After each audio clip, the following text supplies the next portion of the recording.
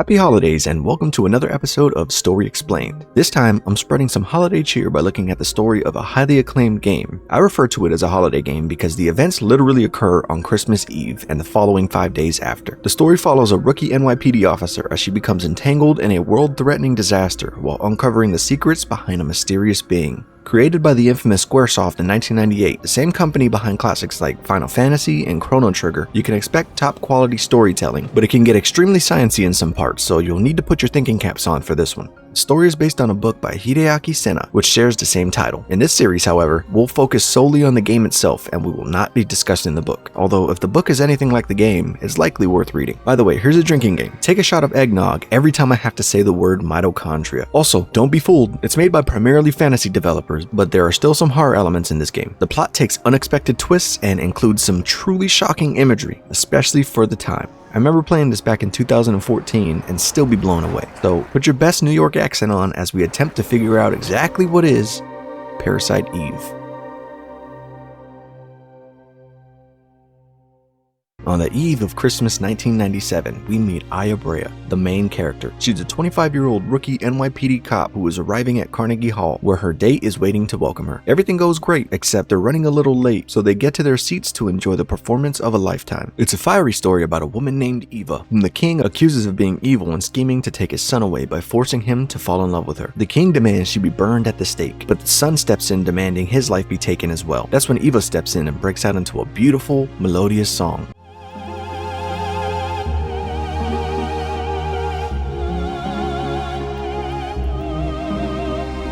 That is, until she locks eyes with Aya.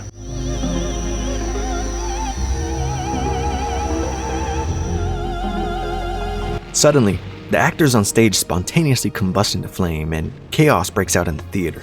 Bodies fall from balconies, viewers erupt in fire, all while Eva continues her ballad. Aya springs into action and tells her date to leave before chasing after the actress, where she forces Aya into a battle. Bullets seem to barely faze Eva, and after a while, she'll explain that her real name is actually Eve, and Aya should know her very well, forcing a flashback to occur. We see a little blonde girl in a hospital bed, with an empty bed next to her. Back in the present, Eve slips away, and Aya follows, exiting stage right. A giant hole was created for Eve to escape, and while backup arrives for Aya, she jumps down into the hole, immediately coming across the blonde girl from the flashback, who just laughs and runs away. Aya continues through, only to witness yet another horrifying discovery. It's a rat!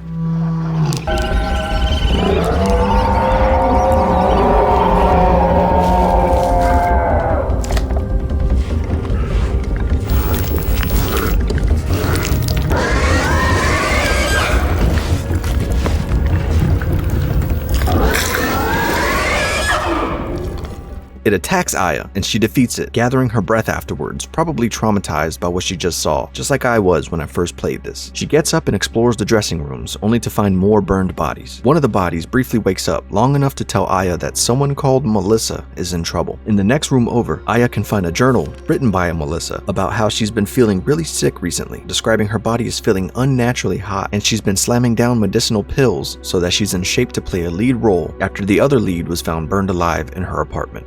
As Aya enters the piano rehearsal room, she finds Eve again. However, it seems that Eve is struggling with her identity, alternating between referring to herself as Melissa and as Eve. Before Aya can comprehend the situation, Eve/Melissa starts to convulse.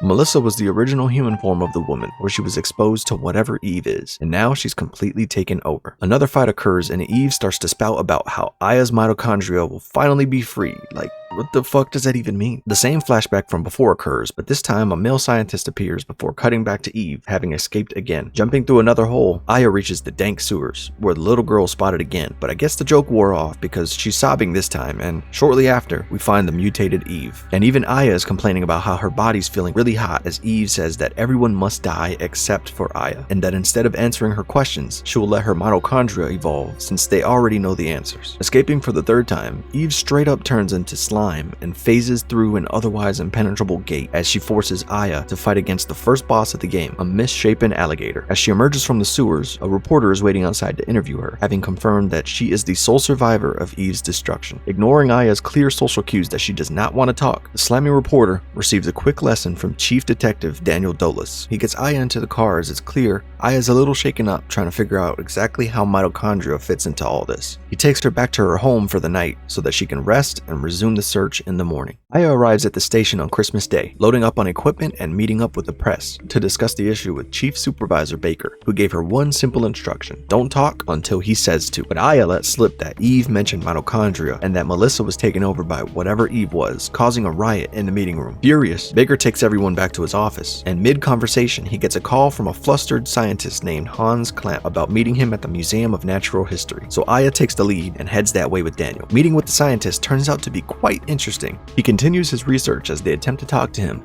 and ask him questions until he and Aya both notice that they've seen each other before. But way more interestingly, they discuss mitochondria and their functions, so buckle up, it's about to get sciencey.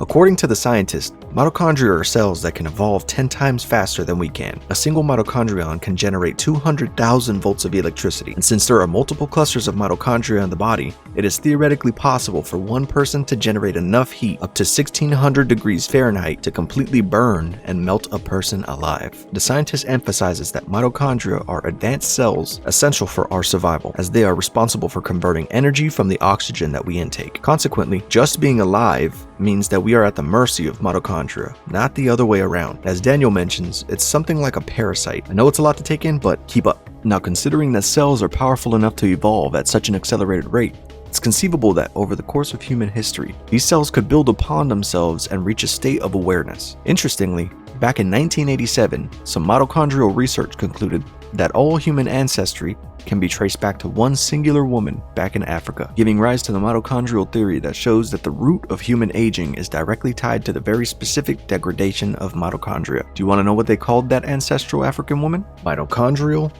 Eve.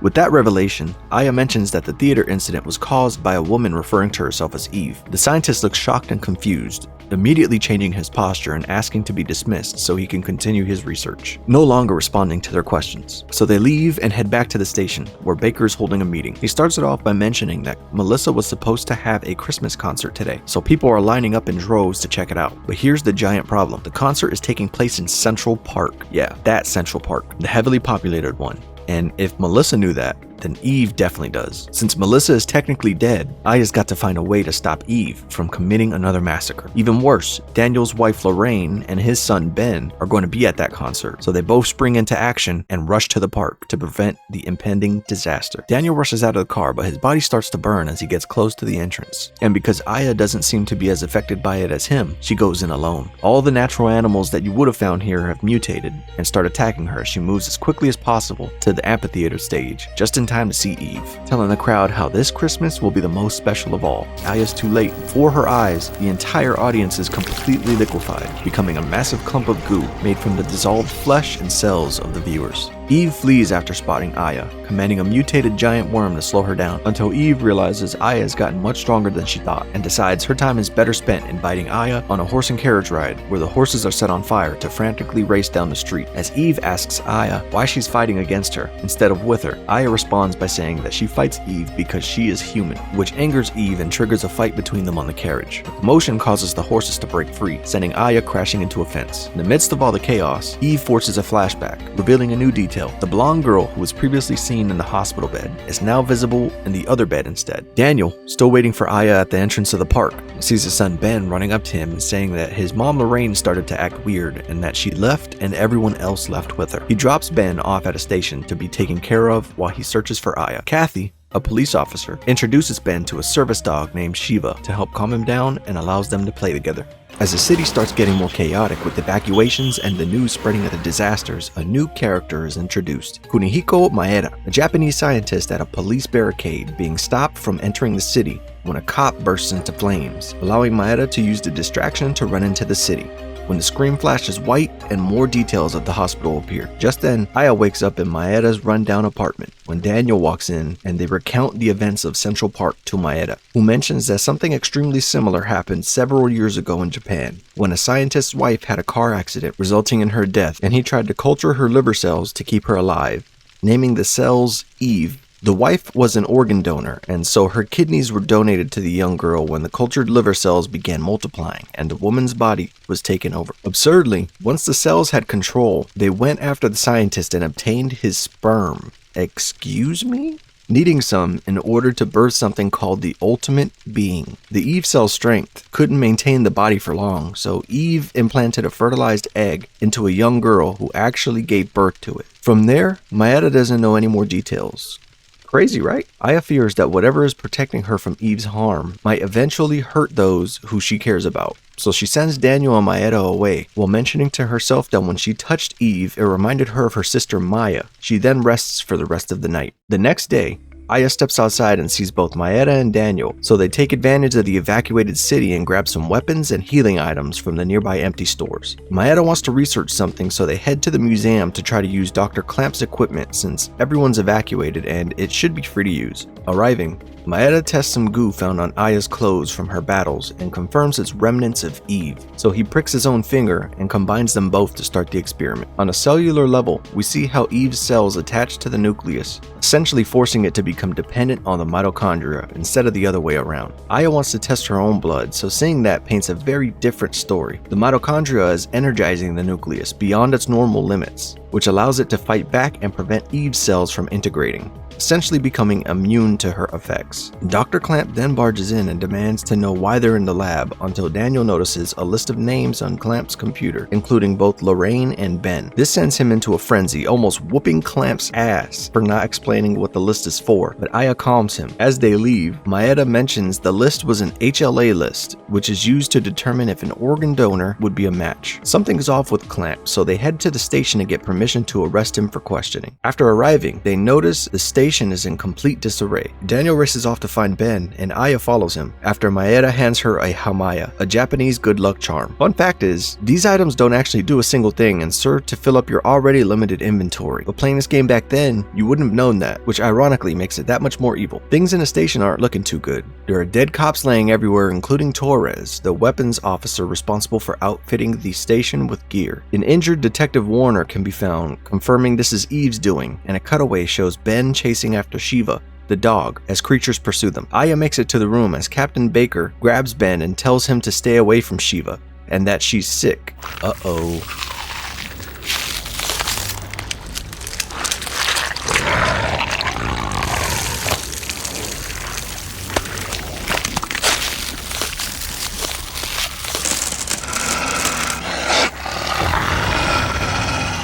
Aya arrives just in time to deal with the mutated Shiva, but Baker's already injured, and so Daniel is put in charge of the precinct, while Ben mourns Shiva's death, not fully understanding, but aware enough to want whoever did this to pay, and oh, she'll pay. Based on Eve's Japan incident, Aya and Maeda conclude that Eve will be getting desperate to find a donor since her body will begin breaking down, so they head to St. Francis Hospital. On the drive there, Maeda explains the fate of the first ultimate being. Mitochondria from the original donor scientist did not integrate with Eve's, causing the being to liquefy in the man's arms as he held it. Even though it was a monster, it was still his child, a point Aya makes clear. At the hospital entrance, Maeda starts heating up, meaning Eve is here, so he hands Aya another completely useless charm, this one being a mayoke, a protection from evil spirits, and she carries on alone. Aya sees the blonde little girl again before she enters an elevator where Eve forces it to take Aya to the basement before cutting off the power to the building. Aya fights through monsters while searching for fuses and uses them to restore the power,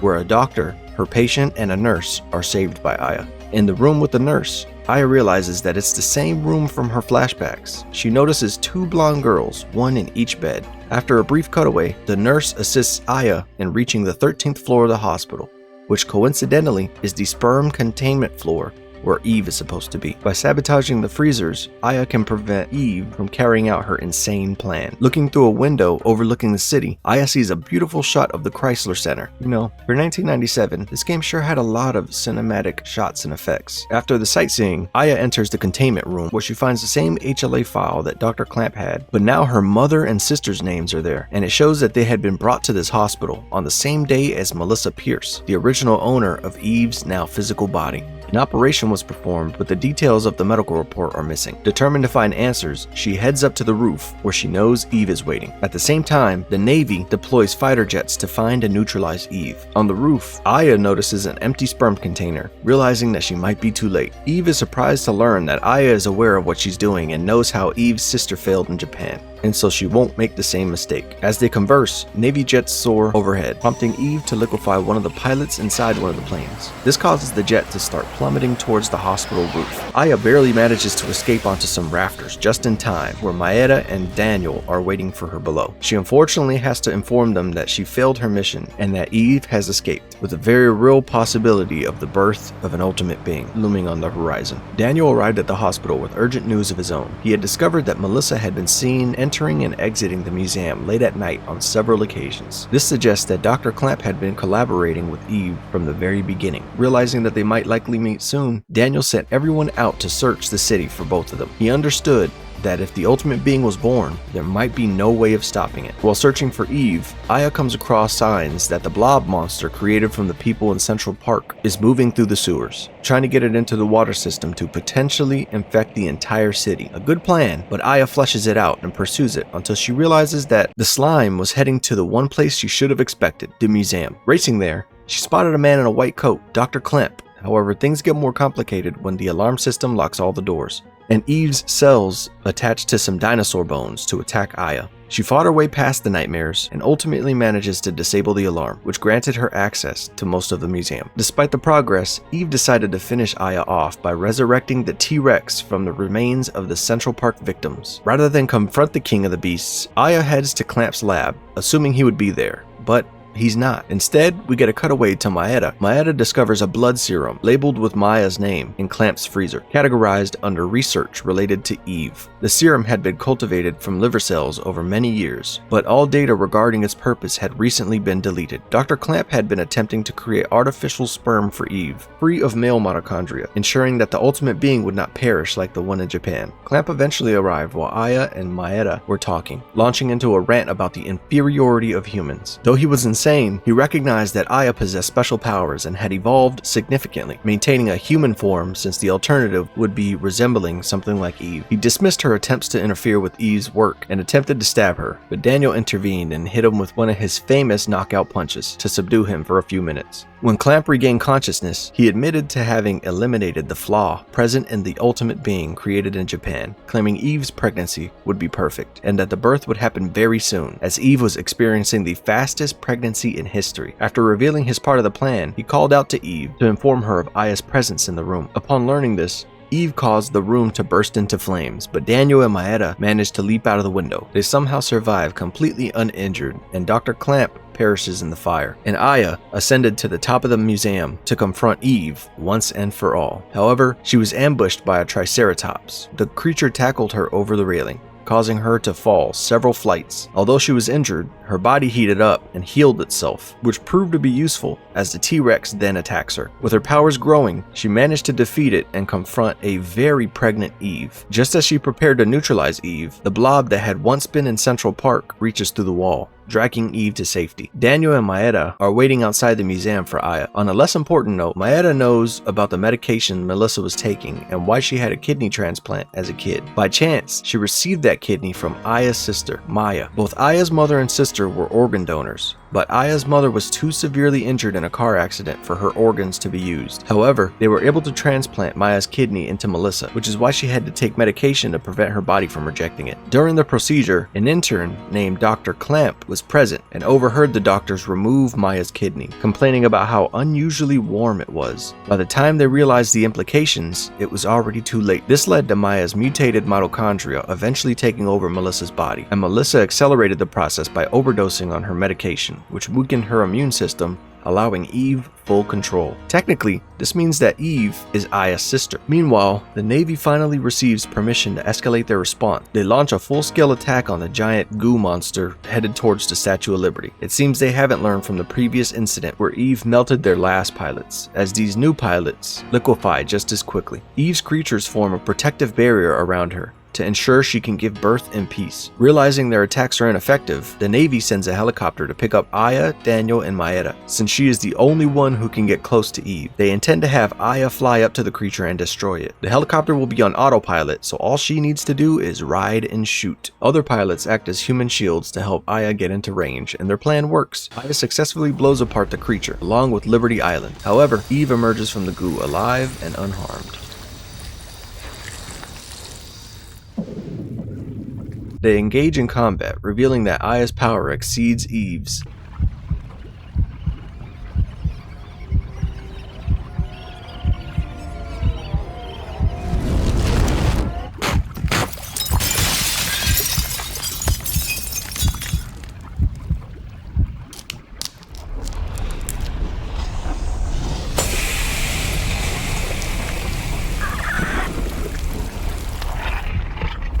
In the end, Eve dies, melting away with a haunting smile on her face. With Eve gone and Aya safely back on the Navy ship, Daniel and the others believe it's all over.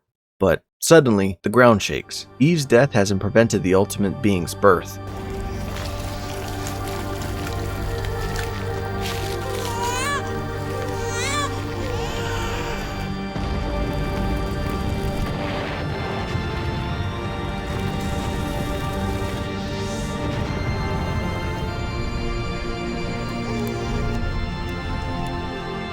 Now be honest, when you started this video, did you think you'd see nightmare fuel like that? Everyone thinks it's a good idea to flee, but Aya decides to stay and face the creature, since she's the only one capable of doing so. Daniel reluctantly agrees to let her fight.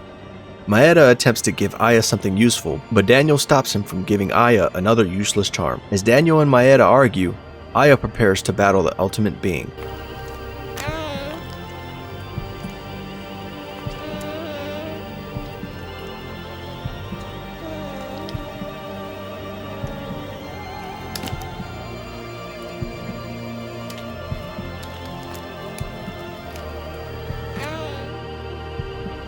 As she fights, the creature evolves through 4 progressively stronger forms, watching in real time as it grows from infant to adulthood in less than 15 minutes, eventually becoming something Aya's weapons simply cannot harm. From the helicopter above, Maeda tells Daniel that if he had allowed him to give Aya the special bullets he crafted, it could have ended right here. He made the bullets using Aya's cells, which would destroy Eve's offspring, but now it's too late to provide them to her. In perhaps the most peak cutscene I've ever seen, Daniel realizes his massive mistake and decides to get Aya that weapon by any means necessary. So he fucking jumps off the helicopter, catching fire and tossing Aya the bullets mid-free fall. He falls into the water to extinguish the flames, and Aya uses the gun to break down the being. It partially liquefies and slowly drags itself towards Aya as she lures the creature to the center of the boat, sets the engine to overload, and jumps off, leaving the ultimate being to die in the explosion like an ultimate bitch. After what has undoubtedly been the longest week of their lives, they decide to commemorate the success. Aya, Maeda, Daniel, and Ben decide to attend the opera. As they watch the same performance that marked the beginning of their journey, something unexpected happens. Instead of everyone being consumed by flames, Aya stands up with glowing eyes. Her presence seems to activate something within those around her, causing their eyes to turn an ominous purple. It appears that Eve may not be gone after all.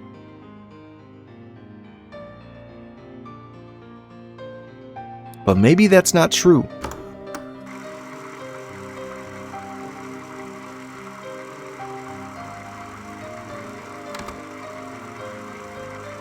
In the distance, a building is illuminated. The Chrysler building. It's a true test of everything Aya has learned up until this point. 77 floors filled with enemies, with a boss to defeat every 10th floor. This challenge is only accessible if you have completed the game before. Conquering it will grant you a new fight and reveal the true ending of the game. As Aya reaches the apex, she finds a cocoon-like rock that begins to open. Out comes a little blonde girl. Not an illusion or a trick.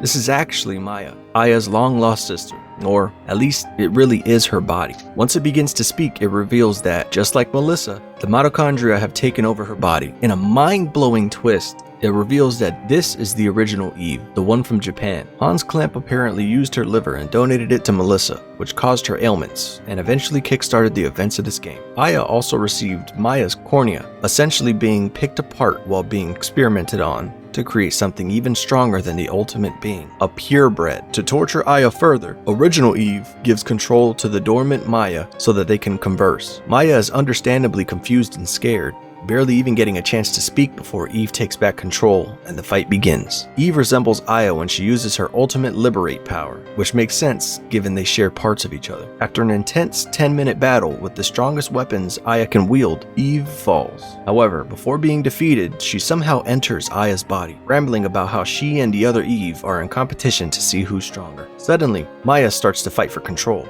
ultimately forcing Eve to dissipate. Since the cornea was donated to Aya, this essentially means that Maya has been within Aya's body, providing the source of Aya's powers and growing stronger over time, strong enough to allow Aya to defy Eve's burning and the power of original Eve. All those flashbacks we saw, results of Maya's donated eye, displaying the last remaining visions of what she saw before her physical destruction. When Aya asks if Maya has always been with her, Maya replies, "Always, all this time." With that touching sentiment, they go home to be together, just as they've always been. And that ends this episode of Story Explained. A true classic this game is. It just oozes that 90s weirdness, and once you get a hang of it, its combat is surprisingly fun to mix and match stats to find the best loadouts you can make. Like I said before, the visuals are some of the best, and I bet some of those cutscenes even made you react. The designs of the monsters are so unique, it's like a genius mix of grounded sci-fi horror. It's one of those rare moments where the only complaint that I really have is that there's only one weak level in the game, and that's the sewer section in day 5. But the day sewers start being fun is the day I'll hang my hat. There's no way around that. Let me know what you think about Parasite Eve down in the comments, and if you like these kind of videos, don't forget to like and subscribe, as I have plenty more on the way. Oh, also, don't forget to join the Discord through the link in the description. I'm always looking for some good conversations about games. I'll see you in the next video where a special agent takes a trip to a closed theme park and opens new nightmares. I'll see you there, and have a very happy New Year.